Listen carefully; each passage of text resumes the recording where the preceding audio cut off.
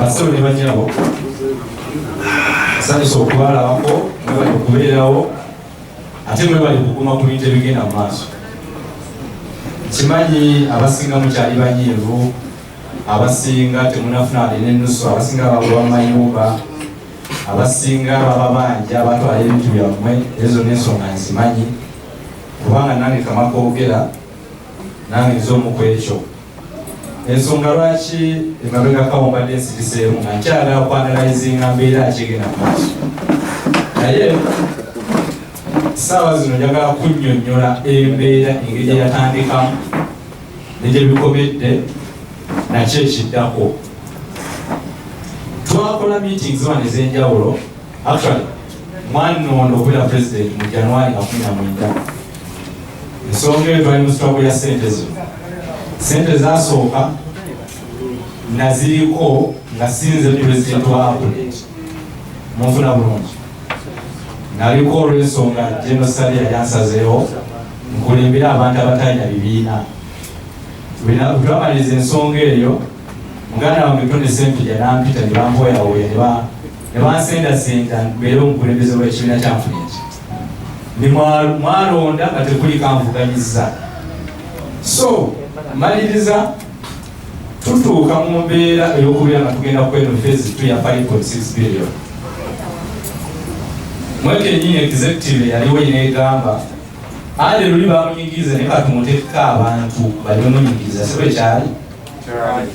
Era twalinako meeting eyali wano Sempija n'alonda abantu abaabira ku executive abaali bagenda ku vetting committee.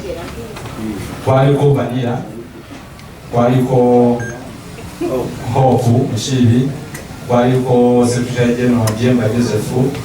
kwaliko President wange, Vice President Chintwibula. Mufuna bulungi.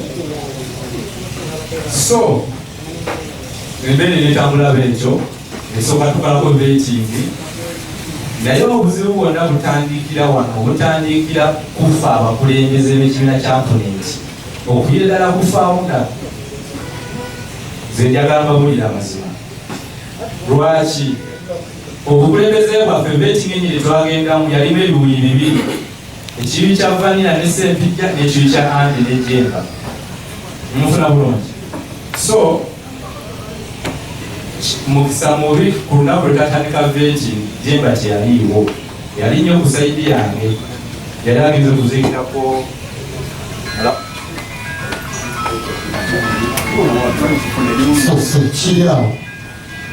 yali agenze okuziikirako maama wa Baby Rich mu Masaka. Abamu akimanyako nga yali afudde olwo olunaku ffe twatandika vetting. So mukutandika vetting eyo Jemba teyaliiwo, embeera n'ebeera ng'omuntu atatandikidde otagenda kuddamu gijoyininga. So Apple nesigaza abantu 4, NVA nesigaza abantu 5. Kitegeeza nga batusingako omuntu ogwo omu. Ku lunaku olwo omuntu eyaliwo yali Vanilla nga yalisiye gyagamba nti abantu bantu bange. Oluusi ng'alinga ategeeza bano bantu be oba bafuna ekijja ava ku bantu be, oba bamuwa akasente oba tebamuwa ze tusibimanyi. Naye ng'embeera eryawo eraga nti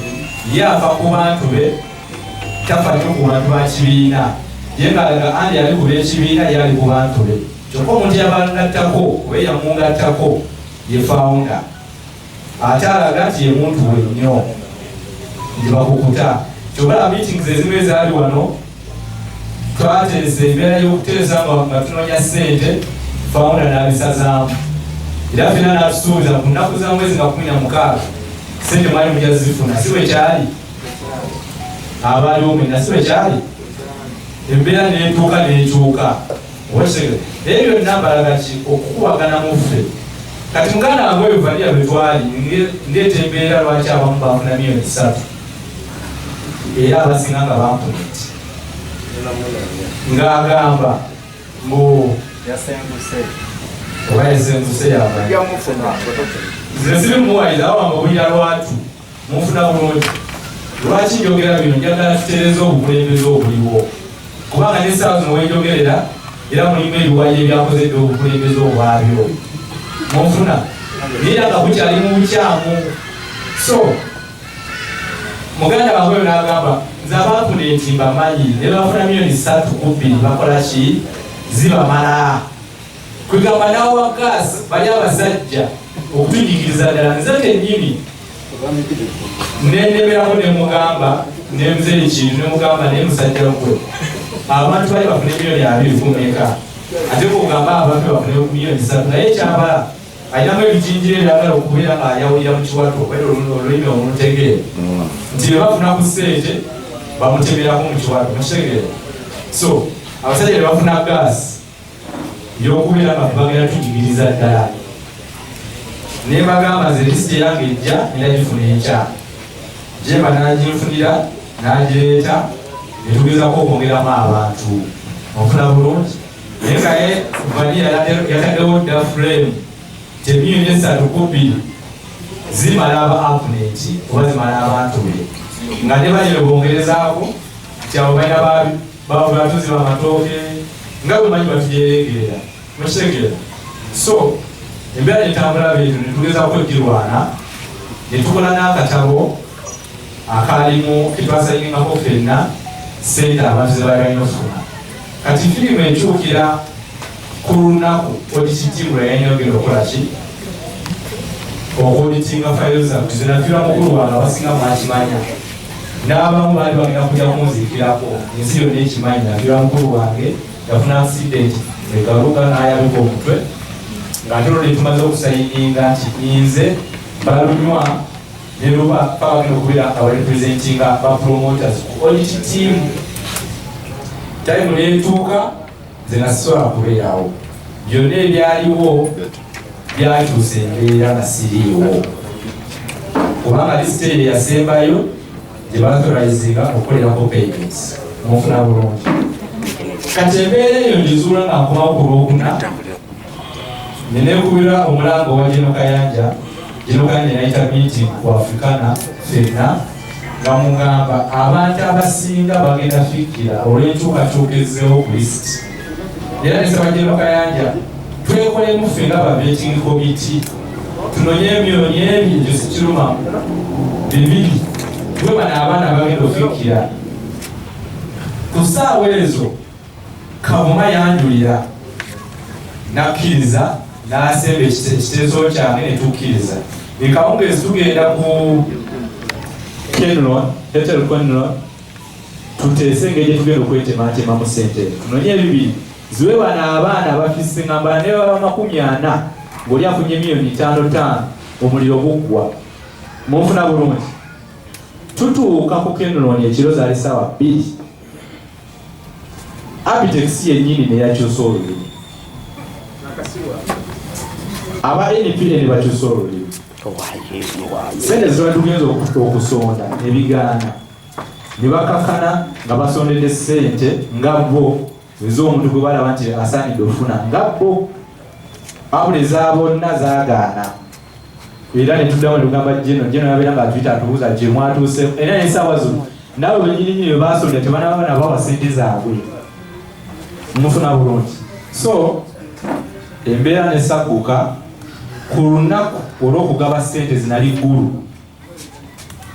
nali ngenze kwekubira mulango wa Jenosale muwulire embeera eriwo kyamukisa mulungi lwakuba omwami omutaliwo manija wa kalenda namuweereza message abamu kuliko Google location oba pin ya Google eraga location wendi nga mulaga nze ndi ggulu nimukogera ne Jeno akwasaganya abasajja bali batandika okusasula ssente.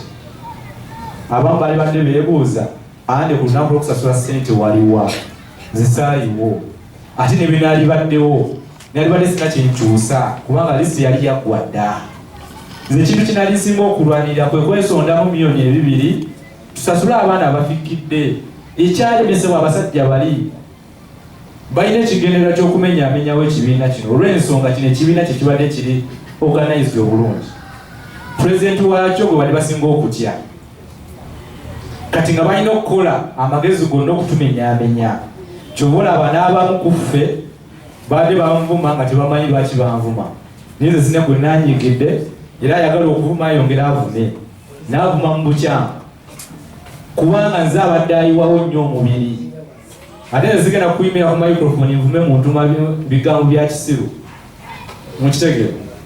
naye nga kiri tulina okumanya tulina abantu abyefaako bokka naye ki ekituyamba okusigala nga tuli bumu oyola munna omuyaga oguliwo weeguli naye bwe tubeera nga tuli bumu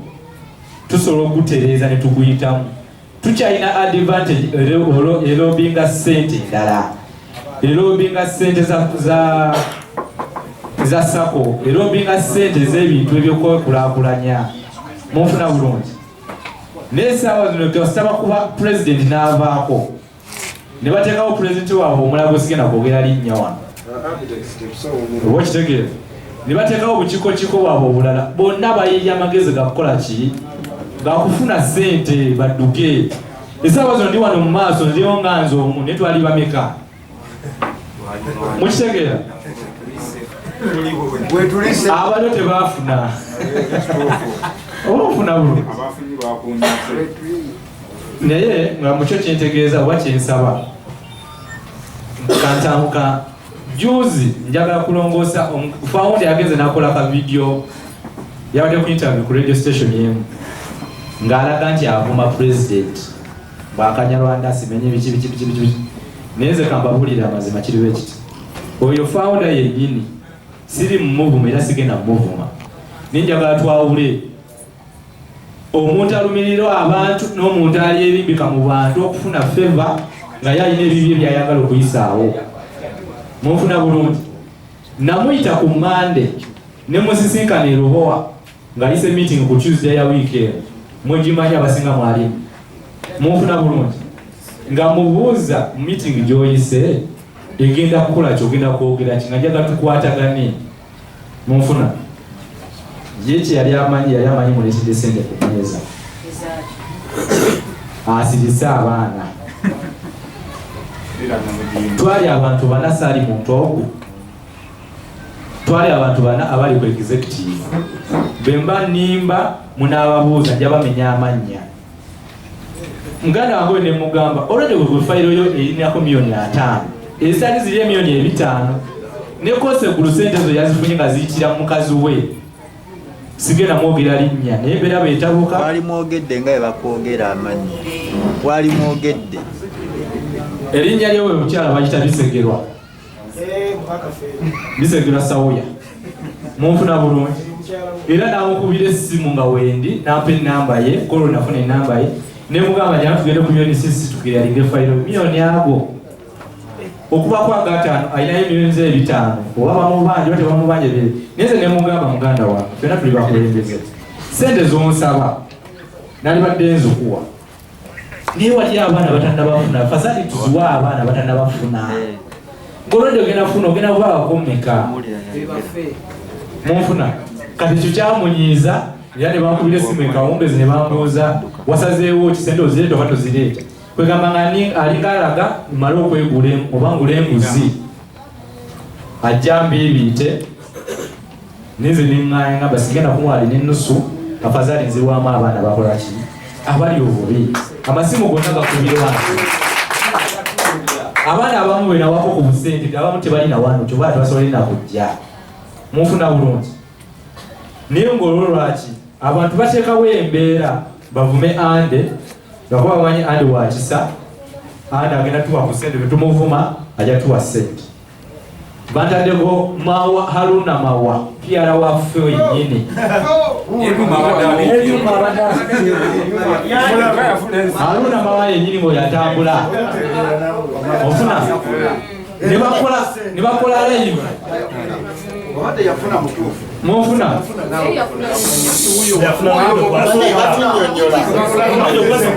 saba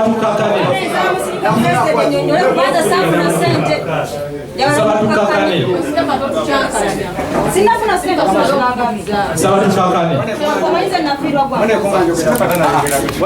the president yatuyise abantu abalala musirike president atunnyonnyola ensonga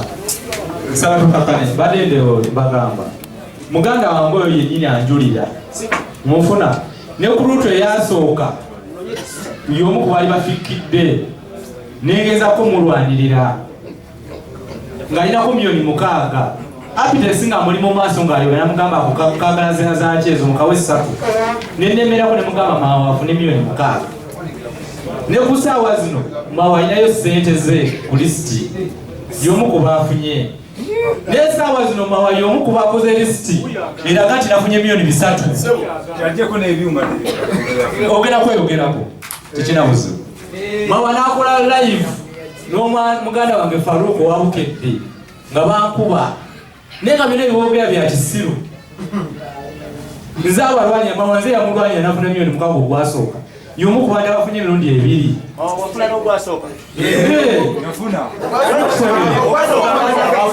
abaana bangi abatanabafuna nebe basinga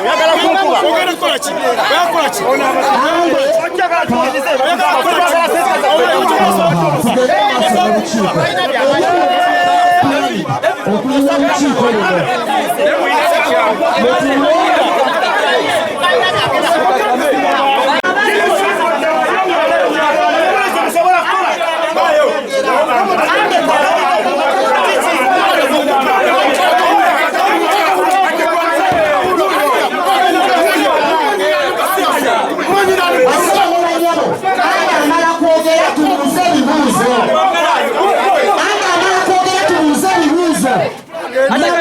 yategese omukiiko fe abali mu lulimi tetwayise omukiiko abali mu lulimi tetwayise omukiiko mawasiye yayise omukiiko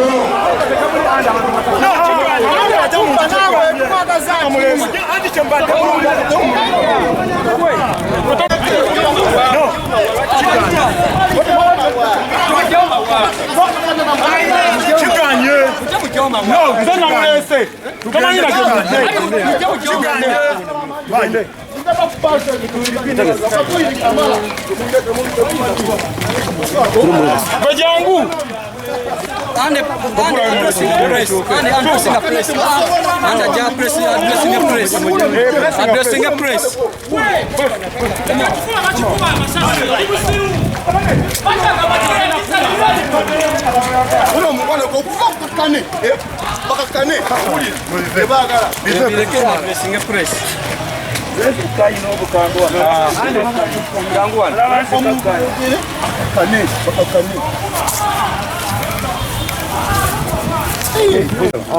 ensonga ezigenda mu maaso era n'emitivu wegweredde badde bakulunza okunyera ensonga ezibadde zigenda mu maaso osagala okulungamizibwa ku nsonga ekigambibwa nti mwe abakulu abaagenda ne mukiikirira bano abaana abapromota abalala esente zaabwe ezabatuukako obuzibu bwavaawa Obuzibu amazima amatuufu abantu baali bangi fayiro zali mu 8 fayiro zali mu 8 mu 8 fayiro ezisinga zaali za mpewo omuntu omu ng'alinamu fayiro nga 8 bonna baganda bange bakimanyi munfuna bulungi nitugezako okukosa obukugu obw'amaanyi okulaba nti tusala ku nnamba olw'ensonga sente zaali ntono sente zino ezasooka zebagabye mu kusooka basaba abantu nga 8 nga balya biliyoni 13 plus jeno nasalawo n'agamba abantu mwenna mugende mugiteba promota bannamu bonna babawoli kyenkanyi okitegeeza sente nezisalibwa ku biliyoni 13 nezidda ku 6.8 ne batolako 1.2 zetwasooka okugaba bwasooka nga ndiko nze Abitex ne Rubowa munfuna bulungi so wasigala 5.6 nga tulina okugabanyamu abantu abasigadde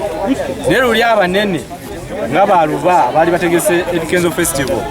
balamu yali ategese emipiira abo tebafuna ku feze yasooka munfuna bulungi so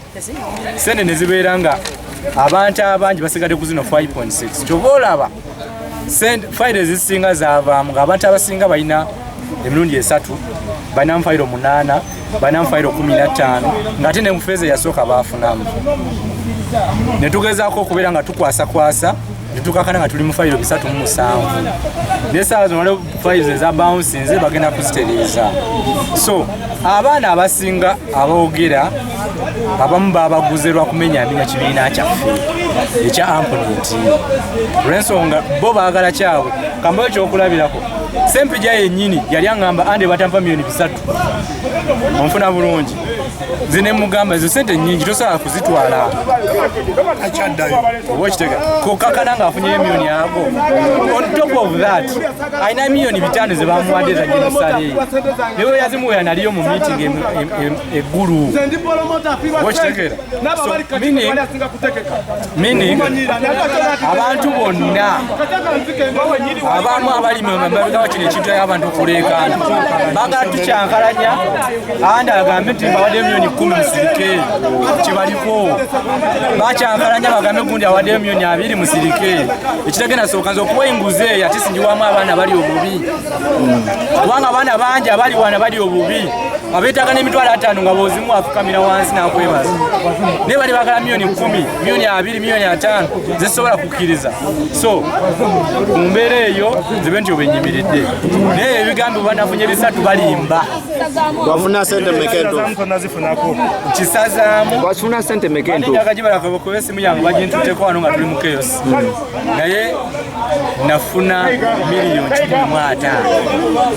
eyasinga yafuna sente meka eyasinga yafunye miliyoni 4 mwago yani oyo yeruba